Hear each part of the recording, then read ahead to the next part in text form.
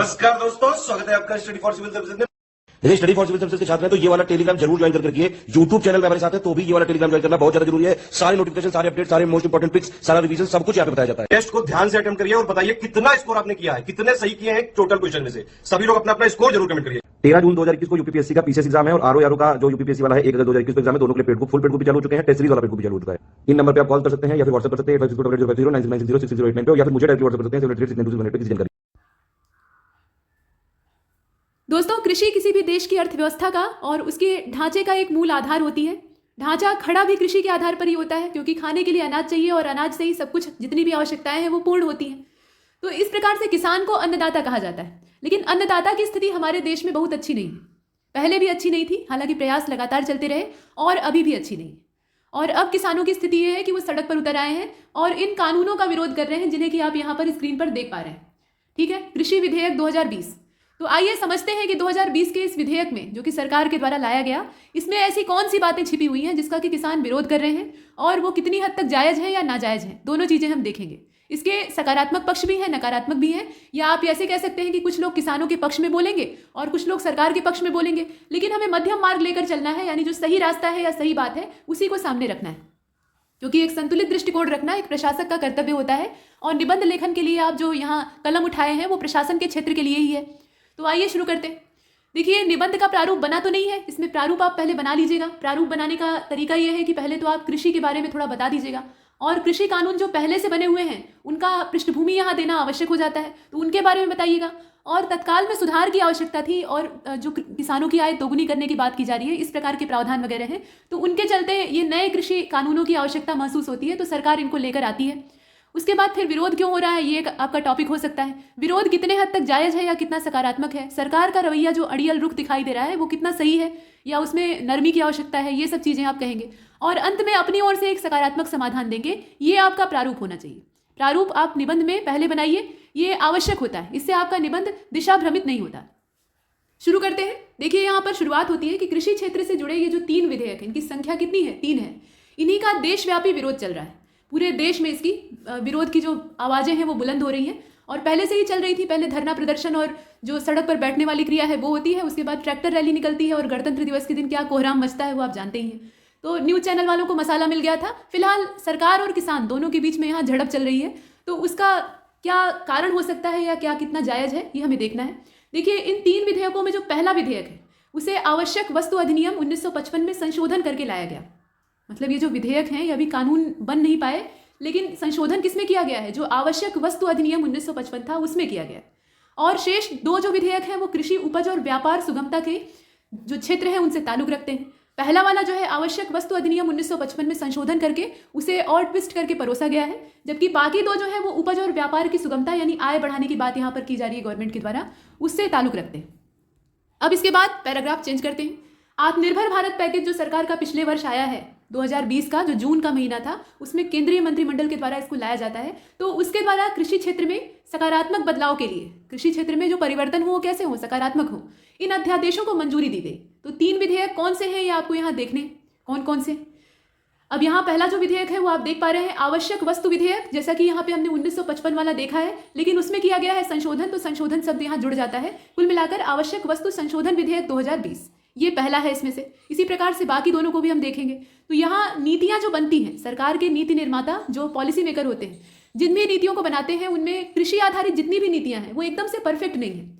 और समस्या ये है कि ये विदेशी मॉडलों को कॉपी करते हैं। यहाँ पर किसी को भी एकदम से कटघरे में आप नहीं खड़ा कर सकते, लेकिन जहाँ पर दोष है उसे उजागर करना ये आपका कर्तव्य बनता है। तो नीतियाँ बनाने वाले ये विदेशी मॉडल को ज़्यादा कॉपी करते हैं और अपना जो ढांचा है उसको भूल जाते हैं। देश की अर्थव्यवस्था में कृषि का योगदान है, लेकिन कृषि भी उच्चावच पर निर्भर करती है। कृषि भी जलवायु और उस क्षेत्र के भौगोलिक परिवेश पर निर्भर करती है।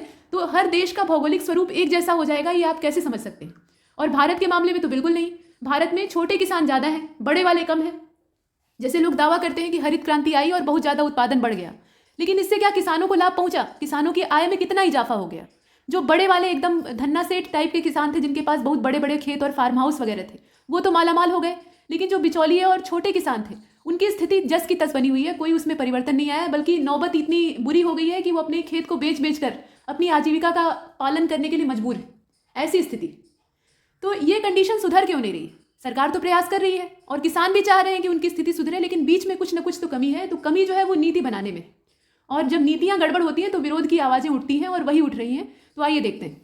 अब यहाँ पर आवश्यक वस्तु संशोधन विधेयक 2020 को आप देखिए। इसमें यह कहा गया कि यह विधेयक जो है ये 6 दशक पुराने, यानी करीब 60 साल पुराने, दशक का मतलब होता है 10 वर्ष, तो 6 दशक पुराने 1955 के आवश्यक वस्तु अधिनियम में संशोधन करता है, उसमें सुधार करता है। अनाज, दालें, तिलहन, खाद्य तेल, प्याज, आलू जैसी जो चीजें हैं वो आवश्यक वस्तुएं नहीं मानी जाएंगी। उन्हें आवश्यक वस्तुओं की श्रेणी से क्या कर दिया गया है, बाहर कर दिया गया है। और परिणाम ये हुआ है कि इन उत्पादों की कोई स्टॉक लिमिट नहीं होगी। जब इन्हें आवश्यक वस्तु नहीं माना जाएगा तो इनकी स्टॉक लिमिट कैसे निर्धारित हो सकती है, तो वो नहीं होगी। और निर्यात भी मनमाना होगा, सब कुछ यहाँ पे ओपन हो जाएगा, यानी मनमाने तरीके से होने लगेगा। अर्थात यह उत्पादन खरीदने और बेचने, मतलब यह जो उत्पाद है या उत्पादन है उसको खरीदने और बेचने तथा देश में लाने ले जाने पर कोई पाबंदी नहीं है। जहां मन करे वहां ले जाइए, जहां मन करे वहां इसको खरीदिए बेचिए, जितनी अमाउंट में मन करे उतना आप इसमें एक्सचेंज कर सकते हैं, उसके लिए कोई बैन नहीं। युद्ध, अकाल, यहाँ नीचे आप देख रहे हैं, युद्ध, अकाल, बेहिसाब कीमत में इजाफा और मौसमी मार वाली परिस्थितियों में इनका विनिमयन संभव होगा। ये पूरा प्रावधान जो है ये आवश्यक वस्तु संशोधन विधेयक 2020 के अंतर्गत दिखाई देता है। अब किसान यहाँ आरोप लगा रहे हैं, या जो किसानों के समर्थक हैं, कि अंबानी और अडानी जैसे जो बड़े बड़े उद्योगपति हैं, जो पूंजीपति हैं, उनके जिनमें कृषि वाला क्षेत्र भी चला जाएगा, वो भी खेतों के मालिक हो जाएंगे, और जो एकदम नीचे वाले किसान हैं वो उनके गुलाम बन जाएंगे। मतलब पहले वाली जो लैंडलॉर्ड और उनके जो पीजेंट्स होते थे वैसी कंडीशन बन जाएगी। फिलहाल क्या होगा ये कोई नहीं जानता, सारी संभावनाएं हैं, आशंकाएं हैं, और उन्हीं आशंकाओं से भयभीत होकर लोग विरोध कर रहे हैं। विरोध कुछ हद तक जायज भी है, और सरकार का जो रुख है यहाँ पे थोड़ा सा अड़ियल दिखाई दे रहा है। कोर्ट हालांकि किसानों के पक्ष में है, लेकिन फिर भी अभी मामला फंसा हुआ है। इसके बाद अब आगे चलते हैं। देखिए यहाँ पर जो अगला वाला विधेयक है, यहाँ हमने देखा ना कि व्यापार में मुनाफा बढ़ाने और कृषि को व्यापारिक स्तर पर मजबूत करने का प्रयास किया गया है। तो कृषि उपज वाणिज्य एवं व्यापार संवर्धन और सुविधा विधेयक 2020, ये इसका लंबा सा नाम है, ये दूसरे नंबर का है। तो इसे संसद के दोनों सदनों में पारित करने के साथ ही कृषि उपज का कृषि उपज का जो व्यापार है, मतलब जो प्रोडक्शन है उसका जो भी व्यापार है वो बिना किसी बाधा के संचालित होगा। अगर ये पारित हो जाता, मतलब ये कानून अगर बन जाए, तो इसके द्वारा क्या होगा, व्यापार में कोई बाधा नहीं रह जाएगी, आप उसे मनमाने तरीके से कर सकते हैं। और यह माना जा रहा है कि अब यहाँ उपज यानी जो फार्म प्रोड्यूस है उसका अर्थ काफी बढ़ गया है। उपज का मतलब यहाँ पे सिर्फ जो उपजाऊ अन्न हुआ है उसी से नहीं है, यहाँ काफी बड़ा दायरा इसका है। इसमें खाद्यान्न भी आते हैं, खाद्यान्न में जैसे गेहूं, चावल, गन्ना, तिलहन, सब्जियां, फल, मसाले, ये सब आते हैं। इसके अलावा जो साइड वाले उद्योग हैं, मतलब कृषि संबद्ध क्षेत्र जिन्हें आप कहते हैं, वहां से मुर्गी पालन, मत्स्य पालन, डेयरी उद्योग यानी गाय भैंस वगैरह आपने रखे हुए हैं, सुअर पालन, बकरी पालन, ये सब भी इसमें जुड़ा हुआ है। इसके अलावा कच्चे कपास के जो रेशे होते हैं उनकी भी अगर कृषि की जा रही है तो वो भी यहाँ पे उपज यानी जो फार्म प्रोड्यूस है उसी के दायरे में आता है। पटसन यानी जूट भी उसी में आता है, पशुओं का चारा भी इसी में आता है। इतनी सारी चीजों का इसमें विस्तार किया गया है। इसका अर्थ काफी व्यापक है, उपज शब्द के अर्थ को यहाँ छोटे में नहीं लेना है। तो ये सब चीजें उपज के अंतर्गत आती हैं। और राज्य के भीतर या दूसरी जगहों पर किसी कंपनी, सहकारी समिति, एफपीओ आदि को किसानों के साथ सौदेबाजी की खुली छूट होगी। वो किसानों के साथ मोल भाव कर सकते हैं, तोल मोल करके अपनी कुछ मर्जी चलाकर और कुछ किसानों की मर्जी चलाकर वहाँ विक्रय कर सकते हैं, क्रय कर सकते हैं, ये सब चीजें। और इसमें खरीदना, व्यापार, ट्रांसपोर्टेशन, स्टोरेज सब कुछ शामिल है, मतलब सब कुछ उनके हिसाब से होगा। यहाँ सरकार से कोई मतलब नहीं है, वो अपने हिसाब से काम करेंगे। और agricultural produce market committee act के द्वारा राज्य सरकार की मंडियों से बाहर इसकी खुली छूट होगी, मतलब इसकी पूरी परमिशन होगी बाहर की ओर। और राज्य सरकार को कोई शुल्क नहीं इसमें लगाना है, वो कोई शुल्क इसमें नहीं लगा सकती है अपनी ओर से।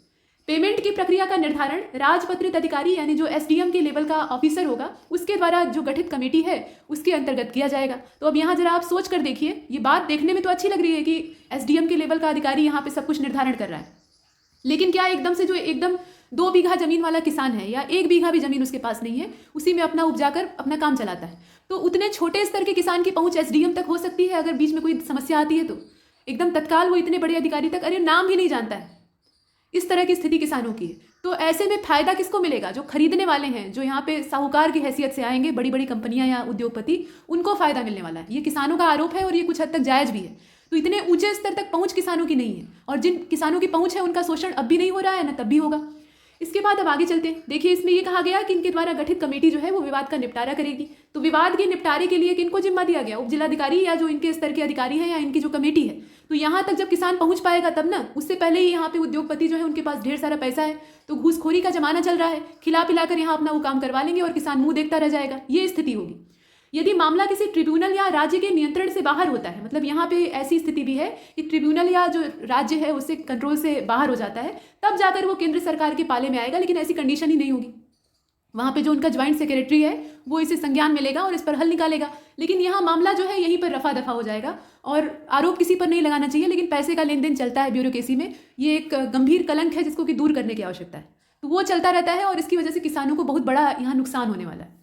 तो ये चीज़ें देखने में हर चीज़ बहुत अच्छी है, इसमें कुछ भी खराबी नहीं है, लेकिन जब इसके दूसरे पहलू पर विचार करेंगे तो हमें ये मालूम होगा कि भारत में किसान इतने स्टैंडर्ड क्वालिटी के नहीं हैं कि एकदम से उन्हें एकदम इंप्रूव करके और हाई टेक बना दिया जाए कि वो सीधा अधिकारी से आमने सामने बात करने लगे। वो नहीं है, उन्हें एक मध्यस्थ की आवश्यकता होती है और मध्यस्थ खोजने में ही उनका काफ़ी समय खराब होता है और इतना जो समय है वो पर्याप्त होगा जो उद्योगपति वगैरह हैं उनको पैसा खिलाकर अपना काम निकालने के लिए। फिलहाल आगे चलते हैं। इसके बाद जो अगला विधेयक है यानी तीसरे नंबर वाला, उसमें कहा गया है कि मूल्य आश्वासन पर किसान बंदोबस्ती और सुरक्षा समझौता तथा कृषि सेवा विधेयक, लंबा नाम है, इसको ध्यान दीजिएगा। तो यह जो विधेयक है ये संसद के दोनों सदनों में पारित हुआ और इसके अनुसार कंपनियों और किसानों के बीच में संविदा कृषि के प्रावधान किए जाते हैं। कॉन्ट्रैक्ट फार्मिंग ये एक शब्द है जो कि मेंस एग्जामिनेशन के लिए भी उतना ही इंपॉर्टेंट है जितना कि निबंध के लिए। तो संविदा कृषि में होता क्या है, यहाँ पर जो फसल की बुआई होती है, मतलब एक खास कॉन्ट्रैक्टर होता है, अनुबंध देने वाला व्यक्ति होता है, पैसे वाला, धन्ना सेठ आप कह सकते हैं। तो वो आदमी आकर कॉन्ट्रैक्ट देता है किसानों को कि भाई ये वाला अनाज पैदा करना है। अब उसके बाद यहाँ निर्धारित हो जाता है कि इतने प्रोडक्शन पे इतना पैसा आपको मिलेगा, सब कुछ वहाँ पे लिखा पढ़ी दस्तावेज के जरिए हो जाती है। लेकिन किसान जो खेती करता है तो खेत में ऐसा तो है नहीं कि जितने बीज उसने डाल दिए या जितनी उम्मीद की थी उतनी फसल उपज जाएगी, ये कोई गारंटी नहीं है। और मौसम आधारित कृषि अपने देश में अभी भी ज़्यादा है, जो टेक्नोलॉजी है उसका अभाव है, किसानों तक उसकी पहुंच नहीं है और जितनी भी चीज़ें हैं वो सब मौसम पर निर्भर करती है। कभी कभी क्या होता है पूरी फसल ही बर्बाद हो जाती है। तो ऐसी स्थिति में क्या होगा, फिर कॉन्ट्रैक्ट गया तेल लेने और उसके बाद जितने भी कॉन्ट्रैक्टर हैं वो किसानों को परेशान करेंगे। तो ये स्थितियाँ शोषण की ओर बढ़ावा देती हैं ये चीज़ें। इसके बाद कंपनियों और दूसरे संस्थानों के कृषि उत्पादन से जुड़े सेवा क्षेत्र का प्रावधान भी इसमें शामिल है, ये कुछ चीज़ें। इसके बाद देखिए लैंड लीज पर लेने का प्रावधान भी है, लीज पर भी जमीन को ले सकते हैं और यह लीज की अवधि एक फसल सीजन से लेकर 5 वर्ष तक की हो सकती है। तो यहाँ पर पूरी जमीन को ये अधिकृत करके उस पर अपने मनमाने तरीके से खेती करेंगे। इसमें किसानों को कम मुनाफा होगा और जो व्यापारी हैं उनको ज़्यादा मुनाफा होगा। उन्हें व्यापार करने के दावपेच पता है और किसान जो है वो भोले भाले हैं। तो सरकार नीतियाँ अच्छी बनाई है, लेकिन इसका ज़्यादा फायदा जो ऊंचे वर्ग है उन्हीं को होने वाला है, ठीक वैसे ही जैसे हरित क्रांति का फायदा हुआ था। इसके बाद अब नेक्स्ट आगे चलते हैं। देखिए यह जो विधेयक है इसके अनुसार अगर देखा जाए तो पहले से निर्धारित गुणवत्ता मानकों को आधार बनाकर फसल को खरीदने का कॉन्ट्रैक्ट हो सकता है। मतलब यहाँ गुणवत्ता मानक जो है वो पहले से निर्धारित किए जाते हैं। ये सोच लीजिए कि कितनी कृषि के मामले में मूर्खतापूर्ण बात है कि फसल की गुणवत्ता कैसी होगी ये मैंने पहले ही डिसाइड कर दिया। अभी बीज जो है वो जमीन में गया नहीं, उस पर सिंचाई नहीं हुई, अंकुर नहीं निकले, तब तक हमने ये निर्धारित कर दिया कि एकदम बड़े बड़े दाने वाली फसल ही हम लेंगे। और ऐसे में अगर किसान के पास उससे कम गुणवत्ता वाली फसल पैदा होती है तो कॉन्ट्रैक्टर मना कर देगा और बदले में अपना हर्जाना मांगेगा। तो ये स्थितियाँ खराब हो सकती हैं। फायदा तभी होगा जब उन्हीं की मर्जी के मुताबिक यहाँ प्रोडक्शन हो, और ऐसा हमेशा संभव नहीं है। फिर किसानों को सेवाएं देने का अनुबंध भी हो सकता है। बीज, उर्वरक, कीटनाशक की बिक्री तथा अन्य प्रकार की कृषि संबंधी सेवाएं यहाँ पर किसानों को मुहैया कराई जाएंगी। तो क्या इतना ही पर्याप्त है? मेरे ख्याल से नहीं। और इस विधेयक के हिसाब से कंपनियां, प्रसंस्करण करने वाली कंपनियां, सहकारी संस्थाएं, एफपीओ सभी किसानों के साथ अनुबंध कर सकते हैं। अगर अच्छे मकसद से करें तो बहुत अच्छी बात है, इसका किसानों को भी फायदा मिलेगा, उन्हें उनकी जो मेहनत है उसके हिसाब से मुनाफा मिलेगा। और यही सरकार कह भी रही है कि जितना उनका पहले आमदनी होता था उससे दोगुना करने का हमारा लक्ष्य है। तो हम उनके अहित चिंतक नहीं है या उनका बुरा नहीं चाहते हैं, हम भी फायदा ही चाहते हैं। लेकिन यहाँ फायदा चाहने के चक्कर में नुकसान भी हो सकता है, नुकसान से भी इनकार नहीं किया जा सकता। और नुकसान की संभावनाएं कहाँ हैं वो आपने देखा। अब देखिए विरोध की वजह क्या है। तो किसानों का आरोप ये है कि इस नवीन, हालांकि पीछे भी हमने विरोध की वजहों पर चर्चा की है लेकिन यहाँ पर स्पष्ट रूप से दिया हुआ है।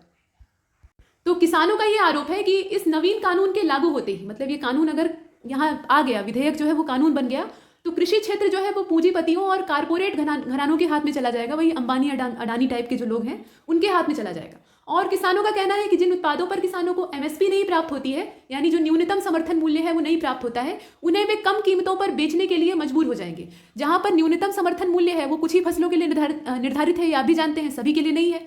तो जहां पर है वहां तो बाउंडेशन है कि भाई उतना रखना पड़ेगा, वो कम से कम है न्यूनतम समर्थन मूल्य। लेकिन जहां पर एमएसपी का लेबल ही नहीं है या उसकी कोई बाध्यता ही नहीं है, तो वहां पर किसान मजबूर हो जाएंगे। यहाँ उन्हें अपने हिसाब से नहीं बल्कि दूसरे के हिसाब से चलना पड़ेगा।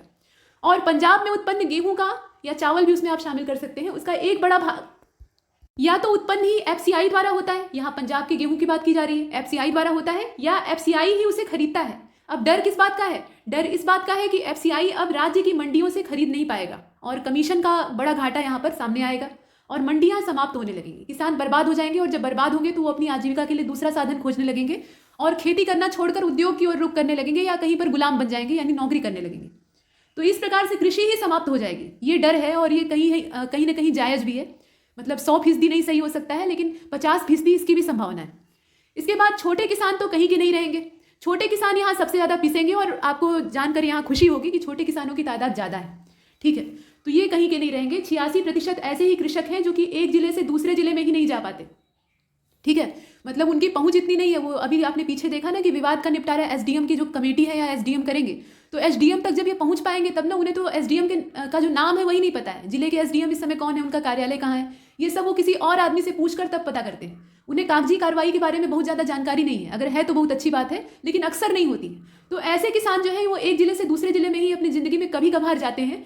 तो ऐसे जो किसान है वो राज्यों के बीच में आवाजाही या अपने दूसरे राज्य में जाकर अपनी फसल या उत्पाद को कैसे बेचेंगे, या वहाँ के कॉन्ट्रैक्टर से कैसे वो अपना हैंडल करेंगे अपनी चीज़ों को, ये चीज़ें हैं। तो यहाँ ये कहा गया कि राज्यों के बीच में आवाजाही अर्थात कृषक बिल नहीं, ये देख लीजिए आप, यह बिल कृषक नहीं बल्कि कारपोरेट समर्थक है। मतलब ये किसको समर्थन दे रहा है, कारपोरेट घरानों को समर्थन दे रहा है, ऐसा यहाँ पे आशंका है या आरोप है। कॉन्ट्रैक्ट पद्धति किसानों को अपने ही खेतों में मजदूर बना देगी। कॉन्ट्रैक्ट फार्मिंग जो है वो सुनने में तो बहुत अच्छा लगता है कि भाई आपकी फसल का ठेका मैंने ले रखा है, आप बस पैदा करके मुझे दे दीजिए और बदले में आपको एकदम जो सही वाला दाम है, बढ़िया वाला दाम है, वो मैं दे दूंगा, आपकी आय दोगुनी हो जाएगी। तो देखने में तो बहुत अच्छा है, लेकिन इसकी जो मौसम आधारित संभावनाएं हैं वो उपज अगर कॉन्ट्रैक्टर के मन माफिक नहीं हुई, जैसे चने का उसे एक बढ़िया वाला रिष्ट पुष्ट दाना चाहिए था और उतने साइज का चना नहीं पैदा हुआ, छोटा छोटा घुन लग गया उसमें या कोई रोग लग गया, तो ऐसी कंडीशन में क्या होगा, कॉन्ट्रैक्टर अपना पल्ला झाड़ लेगा और कहेगा कि भैया मेरा पैसा लौटाओ, मतलब मैंने जितना उसमें इन्वेस्ट किया था वो मुझे वापस चाहिए, या जो भी कुछ हर्जाना मांगेगा या फंसा देगा। तो ये स्थितियां खराब हैं और इसीलिए कॉन्ट्रैक्ट पद्धति जो है वो किसानों को अपने खेत में मजदूर बना देगी। हालांकि सरकार इन बातों का खंडन कर रही है, सरकार की ही नीति है तो सरकार खंडन करेगी, लेकिन दोष भी है। फायदा इसका दिख रहा है और फायदे से कोई मना नहीं कर रहा है, लेकिन जो कमियां हैं उनको दूर करने की आवश्यकता है और यही इसमें लिखना है आपको। संतुलित मार्ग यही है। अब यहाँ जरा भी संकोच मत करिएगा कि हम सरकार का विरोध कर रहे हैं, नहीं, आप विरोध नहीं कर रहे हैं, आप एक संतुलित दृष्टिकोण अपना दर्शा रहे हैं। सरकार का विरोध करना एक प्रशासनिक अधिकारी का कर्तव्य नहीं होता है, वो सरकार के साथ मिलकर काम करता है, लेकिन जब नीतियों को वो लागू करता है तो उसमें अपनी बुद्धि का भी इस्तेमाल करता है और वही बुद्धि इस्तेमाल करके आपको यहाँ पे कंक्लूजन देना है। तो यहाँ तक हमने देखा और तब तक के लिए नमस्कार।